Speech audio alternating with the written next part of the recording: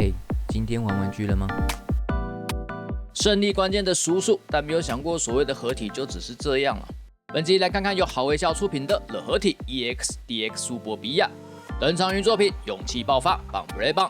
在這部充滿激情的全球巡迴打外星人地球保衛戰之中，不免還是要加入一些傳統要素啦，像是主角的宿敵、傲嬌的宿敵，最後會加入我方的宿敵這類的角色。而本款雖在原作中的前段登場，中段沒有加入但隨行，末段加入一起打頭目的角色。另外附帶一提，我實在搞不懂的合體的產線為何有些名稱前綴會有個 DX 啦，然後像本款還要多一個 EX， 到底意義在哪裡啊？蘇博比亞，敵方的高階將領之一，代表七宗罪裡的傲慢。不過他不喜歡無意義的殺戮，覺得武者就是要光榮的死在戰場。擅長近距離戰鬥，與女主角的身世有關，最後還是被掛掉了。但是身體與力量都由女主角來繼承。總之，這部的最後就是各種亂七八糟。高度上必須符合同系列其他商品的比例，因此本款的高度大概就是20公分啦。同樣是純塑膠，沒有合金，不過因為那個翅膀有一點重，所以重量大概就是這麼重。對照原設定，除了身形稍微修得比較美型之外，其他地方都還是維持原設計的樣貌。不過玩具的雙手好像有比較長一點啦，溜背感會比較重。藍紫色的主色當然是延續產線的傳統啦，重點式的塗裝搭配塑膠成型色，但這也導致了本款整個機體上有相當多無法忽視的水波紋，看來是波紋使者的部分啊。不過值得欣慰的是，深紫色的部位因為原設定是類似水晶的呈現，因此這些地方都採用了紫色的半透明零件哦。所以整體看起來算是有拉回一點質感啦，只是那個水波紋依然無法被忽視。頸部是獨立零件，但只有提供範圍不大的前後可動。與頭部的連接除了球形關節之外，還有一個單方向的轉軸，所以抬頭低頭的範圍都相當不錯。身體有一個關節在上胸處，結構是一個大型球形關節，但受限於外形的影響，除了水平轉動以外的幅度都不算太大。手臂轉動是很穩的齒輪關節，肩膀根部可以歪拉往前，但就僅有單方向。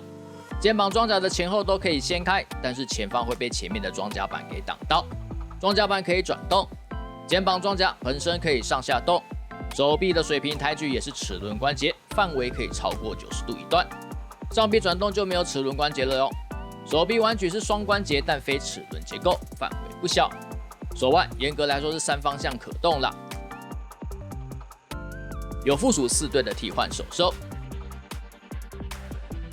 襠部沒有造型的阻礙，髖關節是齒輪關節，往斜前方抬舉可以大幅的超過90度，水平抬舉也是齒輪結構，但是受到外形的影響，大腿可以轉動，膝蓋彎曲是齒輪結構的雙關節，活動範圍很大，腳踝就不是齒輪結構嘍，但可動範圍相當優異，只是比較擔心保持力，兩側的小翅膀可以活動。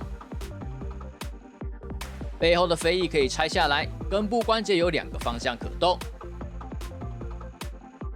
展開狀態就是先從中段翻開，再把外側拉開。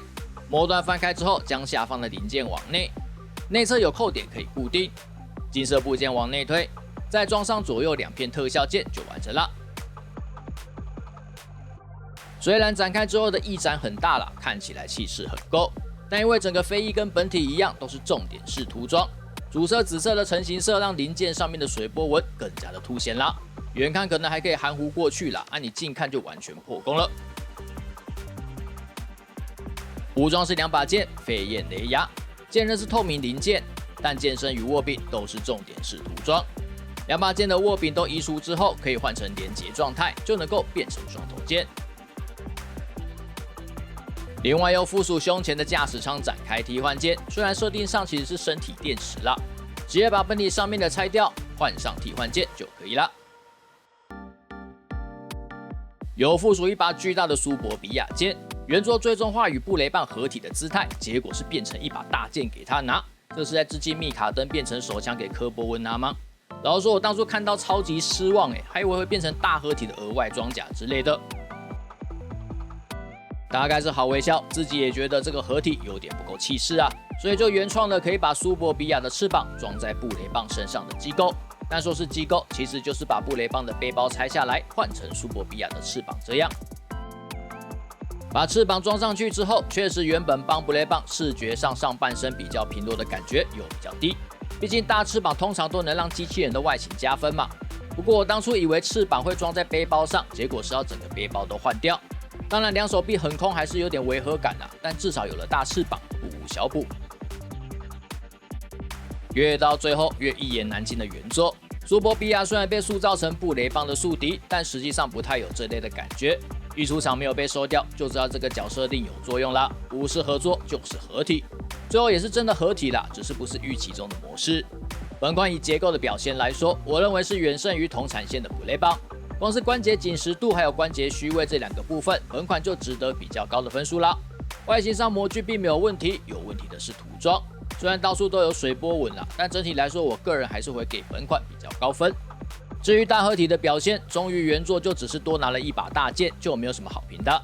原創的大翅膀合體雖然不太像邏輯上的合體啦，不過確實讓原本有點少了些什麼的大合體多了一些可看度還有氣勢。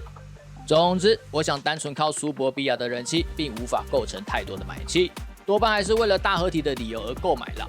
也幸好最後商品有用了個大翅膀合體，不然就只是多拿一把劍會有點空虛。就這樣，記得點讚、訂閱、分享，拜拜。